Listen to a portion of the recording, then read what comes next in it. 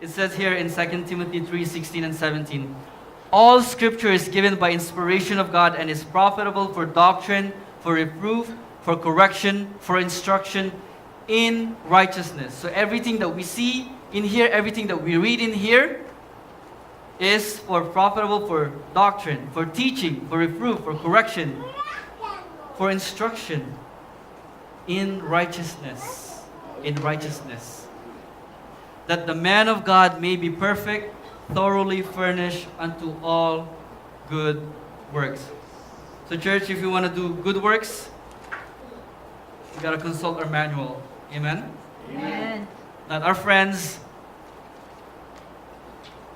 not our families, not our friends, but our manual. Amen? Because anything they say has to conform to this, or whatever they say, it's not true. Amen? Amen. Whew, thank you, Lord Jesus. Thank you, Lord Jesus. I'm still kind of like excited because I tried to take a nap after I finished writing it down, but it was just awesome. The excitement that I feel to share this message.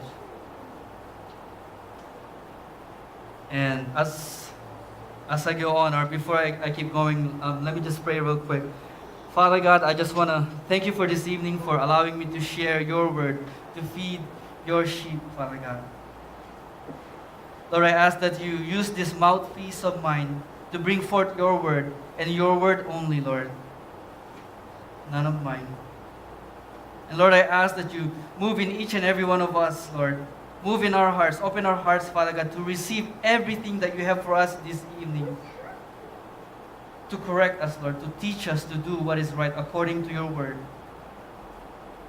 Holy Spirit, just make your presence known to each and every one of us who are here, Lord. Remind us that in every good thing that we do, Lord, that there are rewards waiting for it. Lord, continue to encourage us to keep seeking your word. And as we hear your word this evening, Lord, may it be only according to your purpose, to your plan, and to your will, and none of mine. And help us all to retain whatever you want us to retain.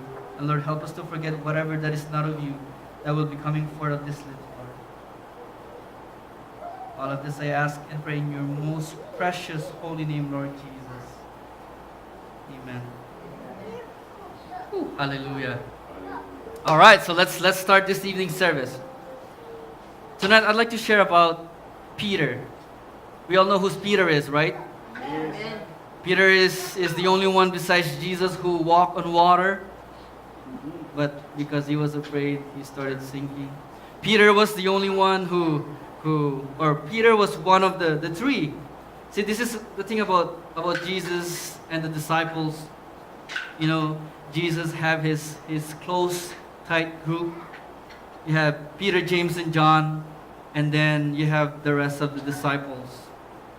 Most of the times, you have Peter. So Peter, it's like Jesus' right-hand man. Amen? He was there in the Mount of Transfiguration. Peter was there as a witness when Jairus' daughter was raised from the dead. Right. Peter was the one that the Holy Spirit revealed to, that when Jesus was asking them, who do people say I am? And of course the crowd was, and the disciples was telling them, well, the people are saying that you're the prophet, you're a good teacher.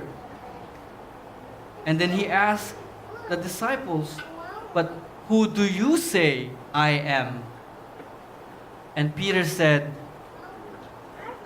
you are the Christ, you are the Messiah, the Son of the living God. That was Peter. And of course, there are many things that we can look back and review and and almost every miracles and almost every good things that Jesus was doing, the feeding of the 4,000, the 5,000, he was there. Amen? Amen. But as, I remember when Pastor Paul shared a message about Balaam and the donkey. You know how after so many times, the donkey started speaking to Balaam and saying, "What are you doing? Have I not been faithful to you all this time?" Well, church, Peter, he had his own donkey. But it wasn't a donkey. It was chickens. Peter was convicted by the crowing of chickens because he was the one who told Jesus that even when all of these guys, all these 11 disciples will deny you, I will never deny you. But we all know that Jesus knows all men. He knows all of us. He knows the intention of our hearts. And he told Peter that after this night is over, you will have denied me 3 times. Any of us here experience Peter-like moments? Like moments like this. I call it the Peter 3C. The crowing chicken conviction, where we were so on fire, or we are on fire for Jesus, and we're doing all these things. We host Bible studies, and we do all these good things for Jesus because we witnessed something awesome. We witnessed something good. We witnessed one of our family or friends got saved, and it just excited us more. We see our families praying more, and it keeps feeding this fire, this godly fire, that desire, that passion to just keep following Jesus. Amen. We were so on fire that we talk to strangers about Him. We eat, we live, we breathe, we think all Jesus. But then one thing happens and we step back. Just like Peter. When he saw that his master, his teacher, the one he follows all this time, the Messiah, is about to die, he stepped back. This can't be.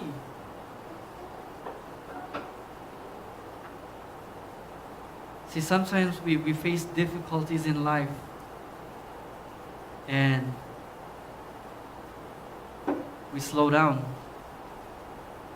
Even if it's not us experiencing it, when we hear gossips, and we stop and it's like, is that true? And then we entertain it. Instead of getting the facts from the source, we meditate on it instead of meditating on God's Word. And we plant these negative seeds inside of us. These things that we hear. Church, remember that in Romans it said that faith cometh by hearing. Amen. Guess what? That's not only true for God's Word. The good faith is the same with negative faith. All this negativity that comes in here, when we focus on it, it gets bigger. Just like the Word. When we listen to it, when we hear it, when we meditate on it, faith comes. And it's up to us to meditate on it, to get it from here to our heart, to grow it in our heart. Because the belief that gets people saved is not from here, but it's from our heart. Amen? Amen.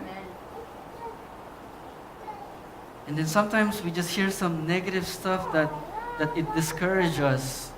That sometimes it just crush us. You know, sometimes we get fed up and we just don't want to fellowship anymore. We just don't want to go to church anymore. We just hang on to that grace card. You know, that we are saved by grace and not by works. So, you know, I don't need to go to church. I can read my Bible. I can watch sermons online and on YouTube and all this stuff. I don't need to go to church. The grace card. Right. Church, grace is not a license to sin. We all know this, right? Yes. Grace is not a license to sin. When we forsake the assembling of ourselves together, when we don't fellowship, that's a sin. Because it's written in Hebrew 10:25 that we should not forsake the assembling of ourselves together. So if we're doing something that this book says to not do, it's a sin. We cannot just trump it with grace card and think that it's okay. It's not. Amen? Amen. It's not. Sometimes we just decide to just use it as an excuse. Oh, I don't go to church because, you know, that church is doing too much of this, but not doing this stuff. Oh, I don't go to that church because, you know, I've been there and I heard all these things. Or I don't go to church because whatever reasons they come up with, whatever excuse they come up with, for the most part, it's because of that negative faith that is planted. Amen? And we who are in here need to stand strong, need to huddle up, to be united when we know what is the truth. Amen? We have to unite together, because church, that's what the enemy loves to do, is to divide. He loves to divide us, and then once one is separated, he already won. He already won that round.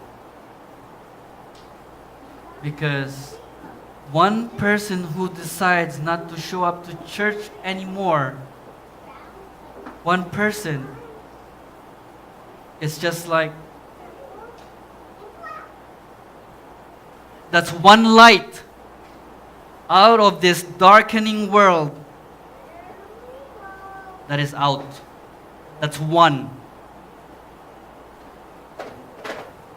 That's one. Simply because they got hurt. Forgive us, Lord.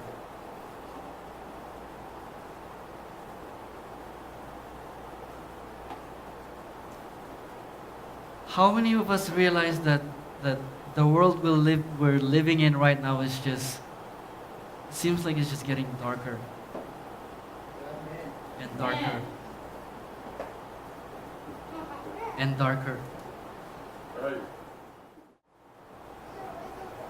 And it just reminds me, the church, we all have a purpose.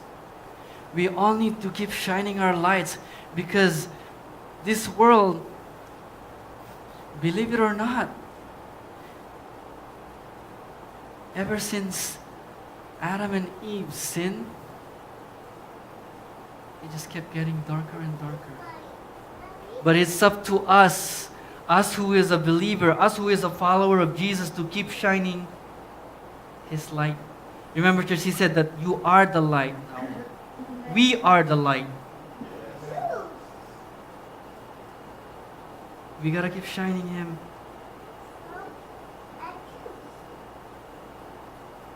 You know, we gotta pray for those who claim to be a Christian once.